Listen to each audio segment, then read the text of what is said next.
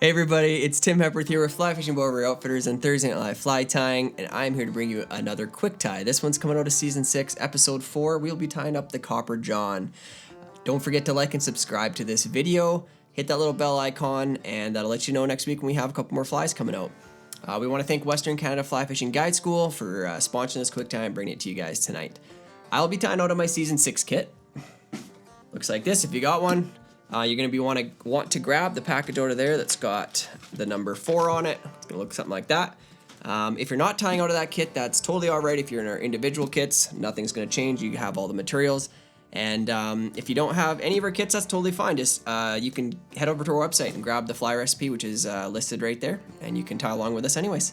So let's head on over to the vise and let's get working. So we've got our Copper John, classic fly, small nymph. Not a lot of room to work on this hook shank. It's pretty short, but we'll do our best to get through it, work with some kind of annoying materials. My least favorite being the biots. I am not a huge fan, but we'll get through it together. So let's pop that out of the vise, and we'll get another bead on a hook, and we'll get started. These beads are a little tight on this hook with the barb, so you might have to take the barb off or just really force it over top of it. You can still get them on. Okay, so for thread tonight, I'm going to be tying with a UTC 70, so a little bit smaller, and I'm using a kind of a bronze brown color. I'm going to start that thread just behind the eye of the hook, trim out that tag end. I'm going to work my way with my thread back just on top of the hook bend. Somewhere right in there. We don't want to go down the other side of the bend, so somewhere right there. Now, the first part of this fly is going to be tying in the tail fibers, and those are going to be biots. So you got a little strip of biots in your kit. You just need to grab 2 of them off of there. So go ahead and grab those. You just kind of yank them off the stem. They're going to kind of come off like that. First thing I like to do is flip them upside down so the points are in my hand, and I'm just going to trim off those butt ends, because they have a way of getting kind of tangled on the thread. Now, this is what they look like. You got 2 right there. You can kind of see them against my hand. You can see there's a curve to them. We want them to curve out in a way from each other. So I gotta kind of stack them in my hand. If they're still stuck together, you have to get them apart too. And then you wanna splay them so they're going in the opposite direction from each other. So it gives kind of a nice appearance of that tail splaying. So it's gonna look something like that. Okay, so with them like that, all we're gonna do is we're gonna come in and set them on top of the hook while they're pinched together. Now this is kind of the dicey part, because you wanna make sure those tips are even at the same time as you're going to come in, and you want to set them right on top. The actual length of the tail is going to be just about 3/4 of the hook shank. Okay, so I'm going to measure off the hook shank, about 3/4 of the hook shank. I'm going to set them down and kind of splay one to one side of the hook shank and one to the other. Now I find for myself personally, I struggle with biots, so instead of switching hands and then doing my thread wrap, I like to use the initial hand that I've got these in place with to bring my bobbin, or to hold them, and then bring my bobbin up with my other hand and just do a couple of light wraps, not squeezing down on them right away, because then they're gonna probably go a little squirrely on us. So once I got those kind of pinched, I'm using my fingers to hold it in place still, and then I let go after pulling some tension. You can see I've got my splayed biots. Okay, so worked out not too terribly. For this specific pattern, because it is the Copper John has wire in it that we're going to wrap up the fly. So the best thing that I like to do is to actually take some of this biot material and work it up the hook shank. And reason being is it makes for a nice even underbody. So right now as I'm wrapping, I don't care if that biot's twisting up here on the stem, because the tail is locked in. I'm just going to keep wrapping, leaving myself about a bead length behind the bead for space for our thorax. I'm going to come in here and trim these guys out. And if you did it right-ish, it should have a bit of a splayed tail like that. Okay? Make sure that those butts are locked down, trimmed out. And we're gonna go to our next material, which is gonna be that, that wire. So the Copper John is composed in the back end by some copper-colored or bronze-colored wire. Okay, so you wanna dig into your kit, pull out that wire, kind of spread it out. If you got any little tangles in it like that, all I would do is clip it out, because that won't wrap very well. And then I'm going to bring this wire in, and I'm going to tuck it right up against the bead. and I'm going to do it on the near side of the fly. So it's going to be on my side of the fly. I'm just going to tuck it kind of, even if I can get it under the bead, even better. I'm going to take a couple thread wraps to secure it back towards the bead, and then really drive some thread wraps against it back towards the tail.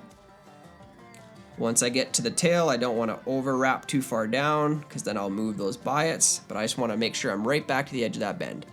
So at this point, I'm able to take my thread back forward. I'm going to throw a little half hitch in it, just an overhand knot, just like the save button, to keep it out of my way. Now we're going to work on wrapping this forward. So this wants to be touching wraps all the way forward, palmering it up towards the head of the fly. If the first few wraps, you can kind of hear it ticking off of that the hook point, so you just want to be careful you don't break that wire. It is pretty sturdy, but at the same time, just try to move it around that hook so it doesn't grab it. So this fly is composed of a couple pieces here. So we've got our tail, we got the body of the fly, and then we have the thorax. And the thorax is basically where we would imagine this fly's got some legs coming off of it, and has kind of the bulky portion of its front part of its body. So I need to leave that full bead length behind the bead to work with that thorax. Okay, so take a thread wrap behind, thread wrap in front, thread wrap behind, thread wrap in front, and that should have locked that down good. Take your buddy's scissors, go in there and clip that out, or you can helicopter it off, whatever works for you. And then just make sure that the tag end of that wire is right down against that hook shank. Okay, so we should be left with something like this.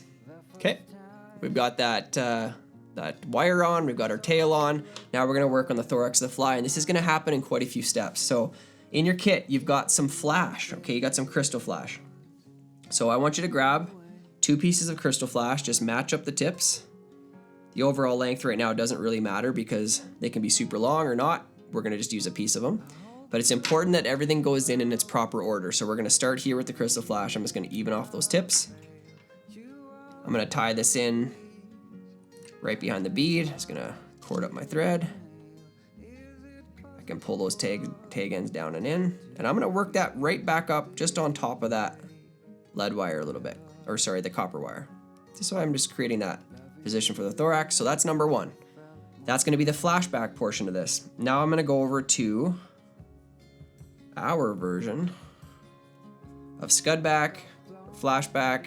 This is actually, I don't even know what it is exactly, but it's a material that's gonna work just fine for it. So I've actually trimmed it down because when we gave it to you, it's a little bit wide. But this nymph back material, we wanna thin it down a little bit. So I just took scissors and I just thinned it out a little bit. So I cut about 1/4 of the actual width. So on the other side, you can see the full width. I just cut that down so it was a little thinner, like so, okay? Now this is gonna get, I'm gonna put just a little bit of a point on this, as you can see there. Just it'll help it tie in a little better. We're gonna tie this in right up by the bead as well, kind of push my thumb on it. It's kind of a slippery material. It likes to move around, so you wanna get just the very tip tied in, right up behind the bead. There we go. And then you want that to sit perfectly right up on top of the hook. So you can see underneath there, we got the flash, and we've got that material up at the back, okay? Cord up my thread again. Good. Now the next material that's gonna go in here is gonna be some peacock herl. So you got a whole mess of it in your kit, just grab 2 pieces of it. Line up the tips, and this is gonna be kind of building the bulky portion of the thorax. Slide that in there. The very tips of these are often quite brittle, so I'm just gonna break those off. I'm left with 2 pieces that are even. We're gonna tie those in. Get them lined up. I'm gonna come right here, pull them back so they kind of suck into position there. I'm gonna take that right back to where I've left all the other material. I'm gonna spin up my thread again, keeps kind of unwinding on me. And then I'm gonna palmer this peacock herl forward. And don't be scared to do a couple wraps even over themselves, because we are trying to make some bulk in this section, because this is kind of that bigger portion of the fly. I'm gonna take it right up tight behind the bead. A thread wrap behind and front. Now at this point, I want you to think about being conservative with your thread wraps. If we do too many up near this head now, we're going to kind of change the shape of this fly in a way that we don't want to. We don't want to have a whole bunch of stacked thread wraps just right at the front. Okay, so now we got to work on the legs of the fly. So you've got some of these feathers. Okay, looks like this in your kit. Now there's a couple ways to make this happen. You can pull off little pieces. Okay, so you can get up here to where those barred pieces of the feather are, and you can just tie them in on either side. But I'm going to kind of show you a trick of a different way that I like to do this. When I'm starting with a feather, I'm going to use the very tip first. So what I do is I come in here, I grab a pair of hackle pliers, and I get a hold of just the very, very tip. Like so. And then I pull back the feathers, or the piece of the feathers, I should say. So I've exposed the tip like that. Then I'm going to let go of that. I'm going to come in here and I'm actually going to trim out just that very tip that I was holding on to. And then I'm going to pull just a few fibers forward back out of that feather. And this is what's going to actually constitute the legs and the fly. Okay, so you can see up against my hand here, you can see there's just a few pieces pulled down. And I can lay this up on top of here and look at it. And yeah, you know what? I actually like that. I don't need many more than that. And that's why you can actually get a ton of flies out of just one of these by doing exactly what I did over and over. The next time, once I snip this out, because I've tied it in, I can just pull a few more down, do it again, do it again. Okay, so I'm gonna set this right up on top here, and I'm gonna use my opposite finger to come in and basically just hold this. So it looks like there's legs on one side or the other. So I'll turn this and show it to you. So it's gonna set on top just like that. Set the stem right in the center, put my finger on it. I'm gonna bring my thread up and over. I'm gonna do kind of a couple of loose wraps to hold it in place. I'm gonna keep that stem back down towards the head. Now if I turn it and show it to you, you can see how it's sitting. Now watch what happens if I pull on this just a smidge. I can choose the length of the legs that I want. And I want those to extend, you know, about 2/3 of the way down the body of the fly. So I really like where those are sitting already. Kind of see it from that angle. And now they do look like they're quite vertical at the moment, but I'll show you how that's going to change here in a sec. So I'm going to take just a couple more wraps now that I've got them where I want them. Make sure that's good and secure. I'm going to lift up that feather, do one wrap or two in front of it, and then I'm going to snip that out. So I don't have to worry about working around it anymore. Just be careful not to cut the legs. And what we should be left with is something that looks like this. Okay, now we've got to go in reverse. Now we got to pull our tape like material right up towards the bead. And you can see what happens when I do that. It's actually going to splay those legs back and down the body. Like so. Pull the tension out of it. I'm going to place a finger on it just so I can brace it for half a second. Then I'm going to switch hands, come back to my bobbin hand. I'm going to do one wrap, two wraps. And now the last piece here is I'm going to pull my crystal flash up over top. And I want this crystal flash to come right in the center of all this as well. And this, once I am done the fly, is going to give a nice little flash looking back to this fly. So I'm going to do 1, 2 there. Then I'm going to lift both of those materials up and get a couple thread wraps just in front. And then I'm going to trim them out. Kind of just trim those as close as you can. Now I'm going to do a quick whip finish here. Grab my whip finish tool, and then all we're going to do is put some resin on it, and then we're going to be done. So I'm only going to do one whip finish because I do plan to resin this. Trim out your thread.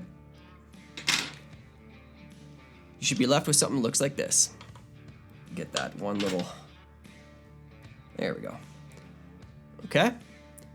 Nice built up thorax. We got that flash up on top. Really like the way that looks. Now what I'm gonna do is I'm gonna come in with some UV resin. So I've got some Bone Dry from Solarez. I'm gonna put a little dab just to kind of make, build up this thorax on the top. I'm gonna start off with just a little touch of it. I'm kind of gonna have my curing light ready to go right here because as soon as I get it where I want it, I need to cure it. So I'm gonna start off with just a little touch of it and I'm gonna build up just a little bit of a bubble right here.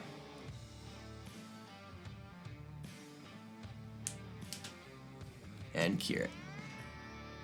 Just like that. You can already see that the reflectiveness of that flash that's coming through right through that cured resin. So you're left with this nice looking bubble right up on top with all that kind of crystally flash coming through it. Looks really good. And that, my friends, is the Copper John. It's an old classic, but I still fish it all the time, still catch lots of fish on it. Don't hesitate to even change up the color of the wire. It doesn't always have to be this brown color. You could use some lighter color depending on the mayfly nymph you're trying to imitate at the time. Okay, thanks again, guys, for joining me. Again, my name's Tim Hepworth here with Fly Fishing Above River Outfitters and Thursday Night Live Fly Tying, and this has been another quick tie. Don't forget to like and subscribe to this, and you'll see next week when we have a couple more videos coming out. Until then, keep your stick on the ice.